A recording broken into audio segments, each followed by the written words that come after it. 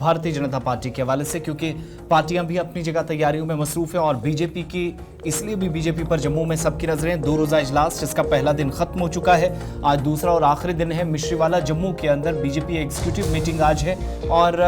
Party के कौमी सदर जेपी नड्डा आज दोपहर जम्मू पहुंच जाएंगे, जो इस मीटिंग की सदारत भी करने वाले हैं। असेंबली इंतखाबात के हवाले से कल भी लीडरान के मुताबिक तफसीली तबादला ख्याल हुआ और ये सिलसिला आज भी बदस्तूर जारी रहेगा। सबसे अहम बात यह है कि इस इजलास की सदारत इस वक्त जेपी नड्डा, जो मरकजी वज़ीर सेहत भी हैं, नई हुकूमत में जो एक बड़ी जिम्मेदारी उनको मिली है, वो आज मिश्रीवाला के अंदर जब इजलास होगा तो इसकी सदारत करने जा रहे हैं। कश्मीर और जम्मू से जितने भी जो मेंबरान हैं, एग्जीक्यूटिव मेंबरान हैं, पार्टी का हिस्सा हैं, स्ट्रेटजीज बनाते हैं, प्लानिंग का हिस्सा रहते हैं, उन तमाम लोगों को मदऊ किया गया है आज के इजलास में। तो दोपहर होते होते पार्टी सदर जम्मू के हवाई अड्डे पर पहुंचेंगे, जहां पर इस्तकबाल के लिए भी तैयारियां इतलात हैं कि कर ली गई हैं। इधर जो शाम देर गए मीटिंग खत्म हुई जम्मू के त्रिकुटा नगर में, जो पार्टी दफ्तर है, पहला दिन जो इजलास का था, जहां पर बहुत सारे मामलात पर तफसीली गुफ्तगू हुई है।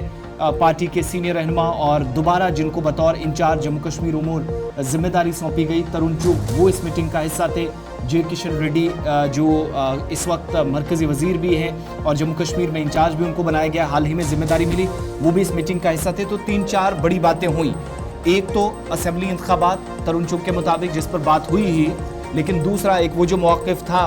जो पीओके को लेकर अक्सर बीजेपी काफ़ी ज़्यादा बात करती रही है कि इसकी वापसी मुमकिन है और ये मौजूदा सरकार करके दिखाएगी। तो कल इस पर दोबारा बात हुई और इस बार मैनिफेस्टो का हिस्सा भी ये सारी चीज़ें रहेंगी जो हम आपको गिनवाकर बता रहे हैं। बड़ी बात कल के इजलास में जो खुलकर सामने आई कि महाराजा हरि सिंह को भारत रत्न अवार्ड से नवाजा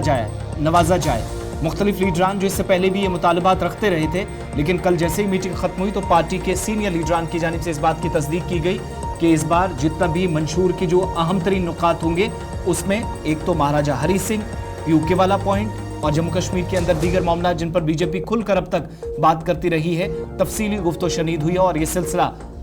इम्कान जाहिर किया जा रहा है कि आज जब पार्टी सदर जम्मू पहुंचेंगे, मीटिंग होगी, तो वहां पर भी ये सिलसिला जारी रहेगा। कल की जो मीटिंग खत्म हुई त्रिकुटा नगर के अंदर, बीजेपी के जो जनरल सेक्रेटरी हैं, नेशनल जनरल सेक्रेटरी तरुण चुग, उनके अलावा डॉक्टर जितेंद्र सिंह थे, जुगल किशोर जो तीसरी मरतबा एमपी बनकर गए, पार्टी के जम्मू कश्मीर सदर रविंद्र रैना इस पार्टी का हिस्सा थे, आशीष सूद जिनको दोबारा सह प्रभारी या को इंचार्ज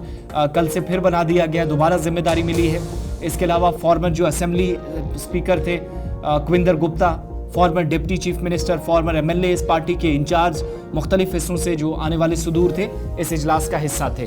तरुण से गुलिस्तान न्यूज़ से बात भी की गई, वो भी थोड़ी देर में सुनाएंगे, लेकिन इस इजलास तक आज ऑलमोस्ट चीज़ें क्लियर हो जाएंगी। या जो बॉडी लैंग्वेज लीडरान की बताती है कि क्या हम असेंबली इलेक्शंस की तरफ पहले जा रहे हैं या इंतखाबात, देखिए इलेक्शन पंचायती और यूएलबीज नहीं इलेक्शंस ड्यू हैं और ये स्टेट असेंबली के ही इलेक्शन है, क्योंकि पंचायतों की डिलिमिटेशन का मामला अभी है, यूएलबीज की डिलिमिटेशन का मामला है, वो थोड़ा लंबा खींच सकता है, इसलिए असेंबली ड्यू है। और जे कृष्ण रेड्डी साहब ने कल जो हमारे जराया बता रहे थे कि उन्होंने पार्टी को गियर अप होने के लिए कहा, और कृष्ण रेड्डी साहब का सिर्फ असेंबली इलेक्शन के लिए है, वो बल्दियात और दीगर इदारों के इंचार्ज नहीं है, उनको बनाया गया जम्मू कश्मीर के अंदर कि वो असेंबली इलेक्शन के इंचार्ज रहेंगे, इसलिए उनकी मौजूदगी ये साफ दिखा रही है कि बीजेपी भी कमर बस्ता हो गई है। और फिर जब ये कहा गया कि अब मैनिफेस्टो का हिस्सा बनेगी, तो हमने देखा है जब बल्दियात या पंचायत के इंतखाबात थे तो शायद इस तरीके की बातें हो रही थी कि मैनिफेस्टो बनेगा। तो अब की बार जब ये मैनिफेस्टो की बातें हो रही है तो सीधी सी बात है कि इलेक्शन में हिस्सा लेगी, और अब की बार ये भी कहा जा रहा है कि 90 की 90 सीटों पर बीजेपी उम्मीदवार खड़ा कर सकती है, इस तरीके की खबरें सामने आ रही है। और कल इस बात पर भी जोर दिया गया कि हम तमाम 90 की 90 सीटों पर चुनाव लड़ेंगे। तो ये साफ है कि 90 सीटों की जब जिक्र हुआ है तो वो असेंबली जिक्र हुआ सीधे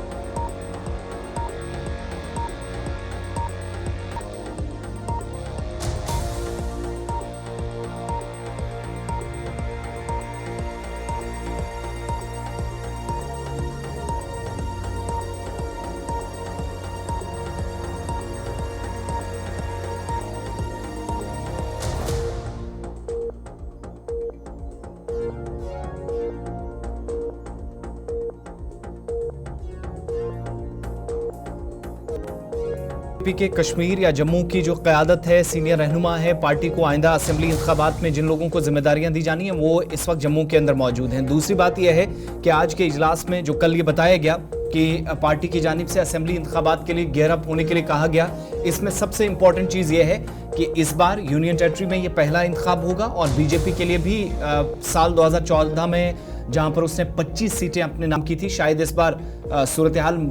अलग ज़रूर है, लेकिन बीजेपी जो एक्सपेक्ट कर रही है कि 30 और 40 का नंबर जो है वो उनके लिए शायद इजी साल 2014 के मुकाबले है। लेकिन